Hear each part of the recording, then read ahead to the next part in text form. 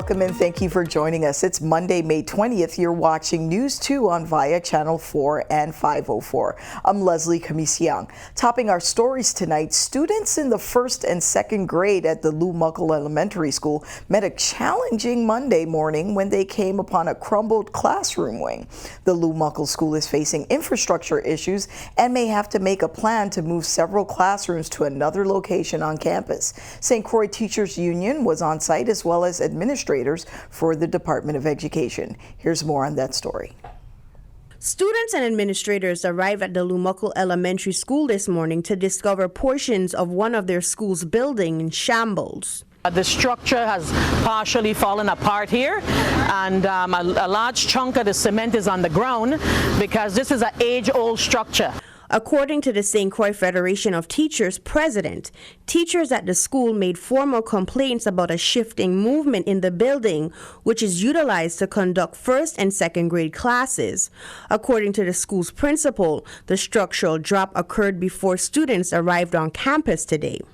And we've seen the cement shipping along the way. So members, after coming to work and seeing what has happened, they're fearful. They don't want to currently occupy this building in fear that they may get injured or their students may get injured. Parents too expressed that concern this morning.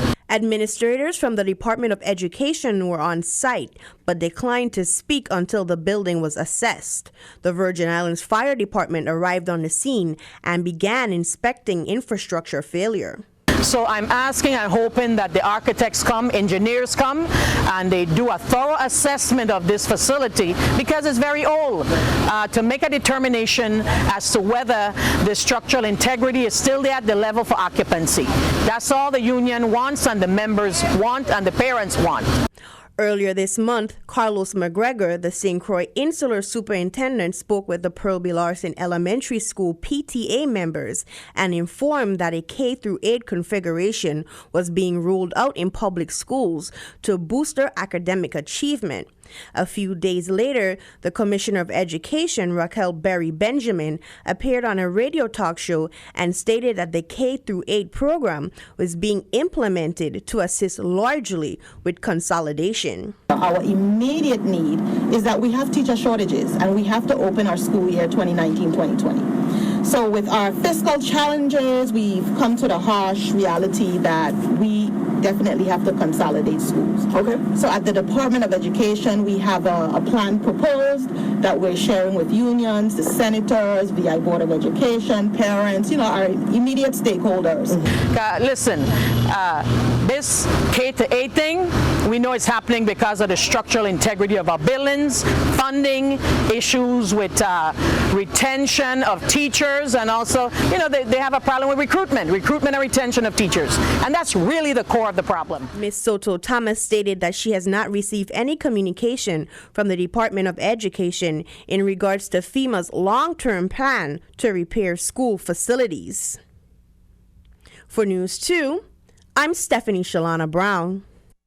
Now, according to the Department of Education, the Department of Planning and Natural Resources, the Virgin Islands Territorial Emergency Management Agency, and OSHA conducted walkthroughs and assessments of all the buildings of the same design.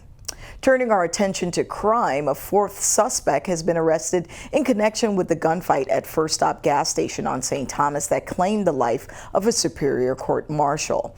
On May 7th, 2019, at approximately 12:42 a.m., 911 Emergency Communication Center received a call that multiple shots were being fired in the area of the First Stop gas station. Several moments later, 911 Emergency Communication Center received another call that two people were shot and were taken to the Schneider Regional Medical Center, at which time it was discovered that a Superior Court marshal was one of the victims. The defendant, 23-year-old Kadeem Baptiste, was present at First Stop gas station on May 7th when the incident occurred, prompting calls of shot fired to 911. According to police, two victims were shot and sent to Schneider Hospital at the time, including the marshals. Kadeem Baptiste is seen on surveillance communicating with another individual involved in the gunfight, and all throughout, There was seen leaning out through the window of his vehicle with a firearm in his hand. After the incident, Baptiste returned to the scene of the crime and willfully concealed another individual's involvement, giving the Virgin Islands Police Department false information in his statement. On Saturday, May 18th, Baptiste was arrested and charged with misprision of a felony.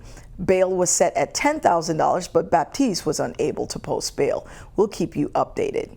Meanwhile, police are also looking for information on a fatal shooting that occurred May 18th, close to midnight. 911 received calls of shots fired near the Edward Wilmoth Blyden Terminal on St. Thomas. The Major Crimes Unit found an unresponsive black male lying on the ground next to a U.S. Customs vehicle. The deceased was identified by next of kin as 29-year-old Curtis Frederick. The case is presently under investigation by the Major Crime Unit. Any person having information on the incident is urged to contact the Investigations Bureau at 774-2211. You can also call 911 or Crime Stoppers USVI at 1-800-222-TIPS. And again on St. Thomas, police are looking for information on an early morning robbery at Haven site located at the Tap and Still restaurant. On Sunday, May 19th, close to 5 in the morning, authorities got a call about an armed robbery at Tap and Still. The victims told police that after closing the business, they were talking outside the establishment and were going back inside when two masked men came from the area of the bar, the Rum Hut, located at the entrance to Haven site, each with a gun, and forced the victims into Tap and Still. One victim was forced to the cash register where the one suspect took approximately $1,000. One victim also said one of the suspects took from him approximately another $500. According to the police, the suspects ran to a vehicle that was in the street waiting for them and fled the area. No injuries were reported during the incident. The case is under investigation by the Criminal Investigation Bureau. Again, if you have any information, contact 911, the Criminal Investigations Bureau at 774-2211 or Crime Stoppers USVI at 1-800-222-TIPS. Coming up next, a look at regional news plus a St. John nonprofit's drive to send trash off island. We'll be right back.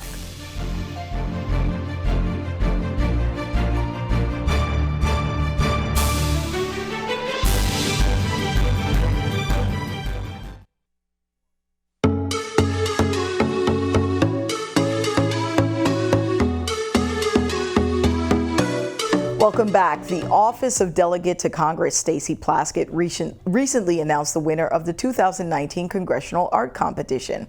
Alania Caraballo from St. Croix Central High School won the contest with her artwork entitled Celebration. Alania's work will be displayed in Washington, D.C., along with the other winners of the competition.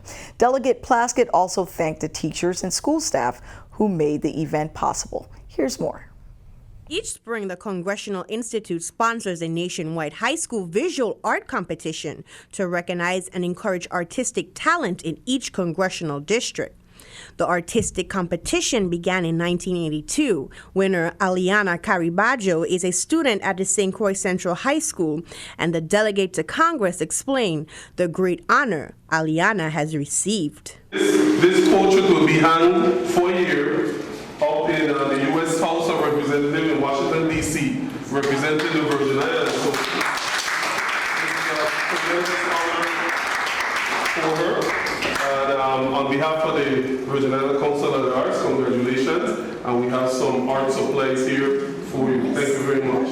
The thing that happens to the student is she and an escort will come to Washington at the end of June. Yes. For a celebration, and there are young high school artists from every state and from every district represented in the U.S. House of Representatives. So it will be over 400 of them that will be at this program that they have for all of the artists. But I have to tell you that one of the great things for me is that when you're walking every day, members of Congress have to walk from their office to the Capitol building for votes. And you usually have your head down, and you're talking with people, and you're rushing to get there for votes or for hearings or something, or to speak.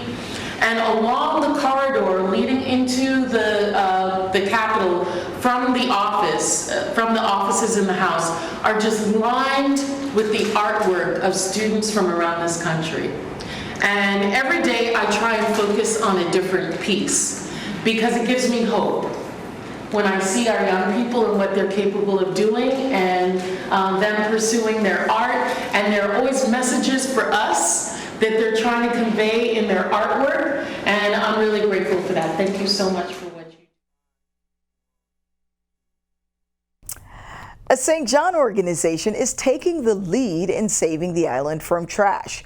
Island Green Living recently shipped off hundreds of thousands of crushed cans with the help of a private sector partner and volunteers, as well as St. John Administrator Shakima Jones. On Saturday, May 18th, Island Green Living marked what they said would be the first of many such loads of trash in the future.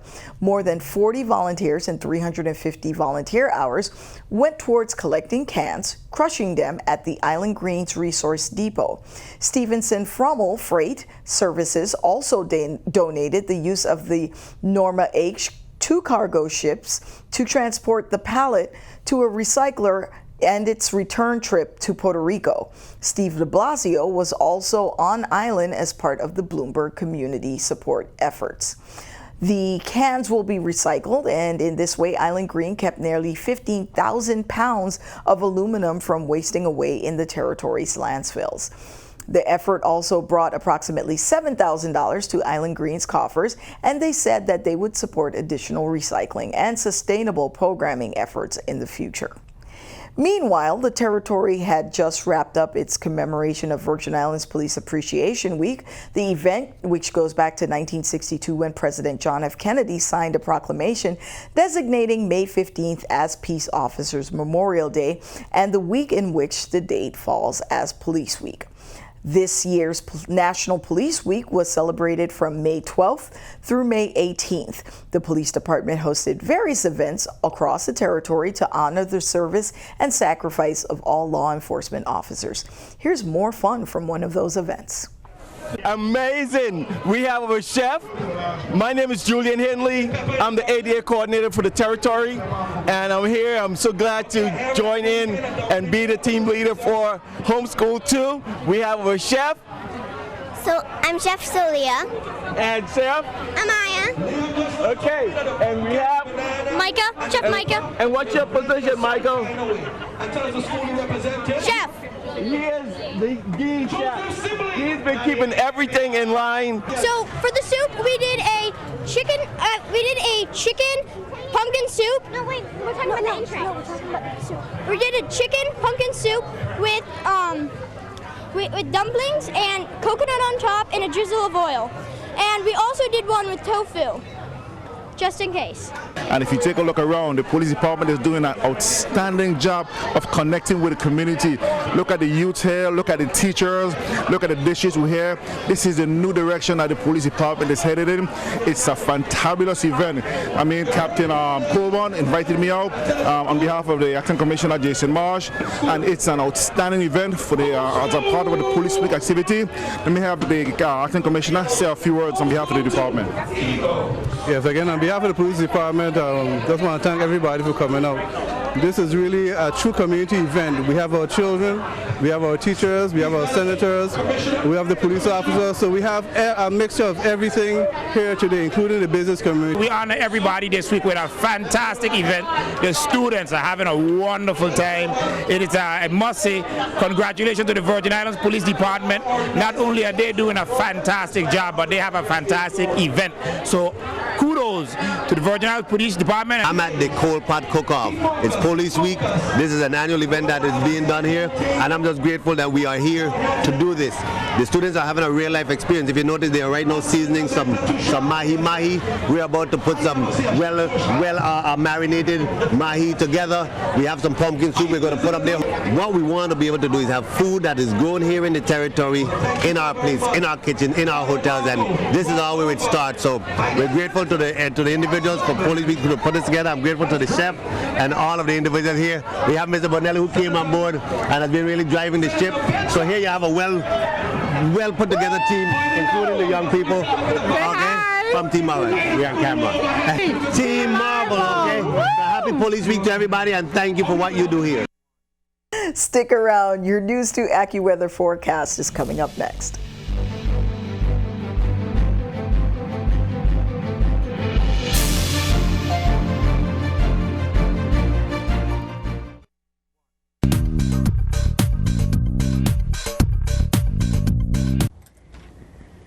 Well, I hope you had a wonderful Monday. The weather is looking great. Now notice this storm here. It's high up in the atmosphere. It could develop into a subtropical depression. The good news is it's heading to the north, so no direct impact on us. What you are going to notice is those trade winds. They're really light right now. That storm is interrupting our trade, so boating conditions, they're going to be great the next couple of days. Mostly sunny and dry, with a chance of a really light trade wind shower, but that's not going to be the norm. It's going to be mostly dry and sunny for everyone here across the Virgin Islands. That's going to change mid to late week when we will see an increase of moisture. So for tonight, expect to see nice conditions, 79 degrees, chance of a shower. St. John tomorrow, 87 degrees, mostly sunny, again, chance of a shower, and that's the case for St. Thomas. We're at 87 degrees in St. Croix, 87, mostly sunny, could see a shower develop. Now, as far as the boating conditions, great. Waves 2 to 4 feet, winds out of the southeast 10 to 15 knots, and on the Caribbean, just as good. Waves 2 to 4 feet, winds out of the east 10 to 15 knots. Enjoy yourself, just be careful. Now, the next couple of days, it's going to be relatively nice, mostly sunny with a shower or two, but that's going to increase toward the end of this week as that moisture moves into place. Still some sunshine, but you might notice an extra cloud around. Temperatures will be around 87 degrees for our highs. Have a great night. Thank you for that. Right now, good weather reports have rain in the forecast. Coming up next, sports and highlights from Gary Anthony on News 2 Sports.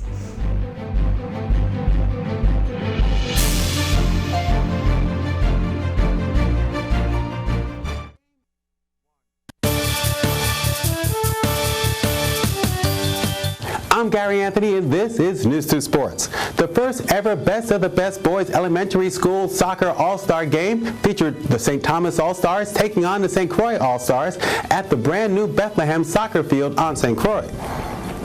The new field features an all-weather surface, 2 grandstands, and lights for night games. St. Croix soccer coach Darryl Rogers gave his team last-minute coaching tips and instructions, while St. Thomas's coach Felix St. Rose had his team practicing drills and tending goal. St. Thomas established their dominance early in the game, using their size and superior technical skills to control the game. Connor Bass had St. Croix's first shot on goal, but was denied by St. Thomas's goalkeeper Khalid Warren. St. Thomas got on the board first with this nifty goal from Alejo de Blasi at the 11-minute mark.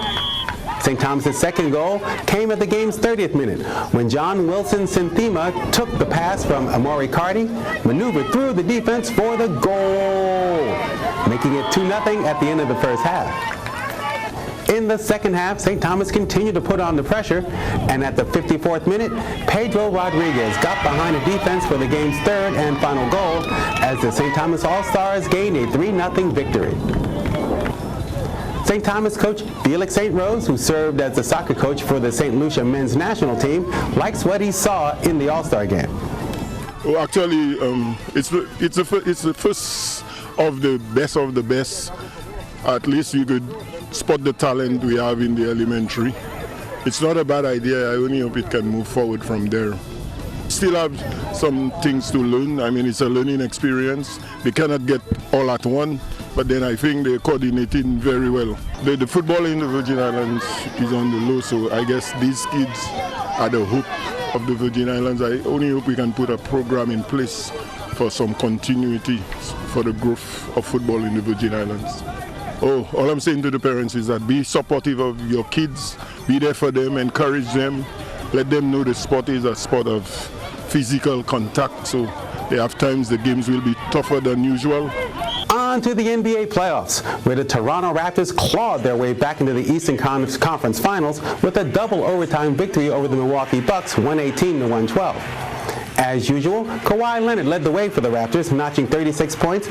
The Bucks lead the series 2-1, and Game 4 is Tuesday night in Toronto. The Golden State Warriors could sweep the Portland Trail Blazers right out of the Western Conference Finals in Game 4 tonight in Portland. Down 0-3 in the series, the Blazers will attempt what has never been done in the history of the NBA. Come back from 3 games down to win a best-of-7 series. And finally, the St. Thomas St. John Youth Scholastic Chess Club had their chess tournament at the Charlotte O'Malley High School on Saturday. Here are your winners. Starting with the front row, left to right, Sean Ledee in the 9 years and under category took 3rd place, representing Antilles School. Also representing Antilles School is Ajay Mapuri in the 12 years and under category, taking 2nd place.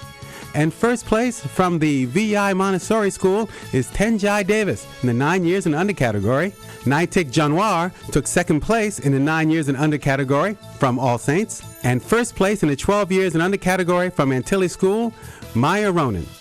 In the back row, Ethan Ronan, 10 years old, participated in the 13 years and older category, took 1st place and was the overall winner. Way to go, Ethan. Dylan Webb in the 12 years and under category took 3rd place, representing Antilles School. Alessandro Giebert in the 13 years and above category took 3rd place, representing Antilles School. And Marco Emily, 13 years and above, finished in 2nd place, representing Ivane Durakin High School. Congratulations to all those winners. That's it for sports. Leslie, back to you. I had the opportunity to attend the interscholastic tournament, and it is quite amazing to see how phenomenal our young people are at the game of chess. Really bright, strategic minds. Thank you for joining us. That's it for our show tonight. We're live on Facebook and YouTube and on VIA Channel 4 and 504 Mondays, Wednesdays, and Fridays at 7 p.m. and 11 p.m. Follow us on social media, tag us on any stories you want to see on the news, or send us a message on Messenger. You can also email us at newsdirector@tv2.vi. Thank you again for joining us on News 2. I'm Leslie Camisiang. We'll see you next time.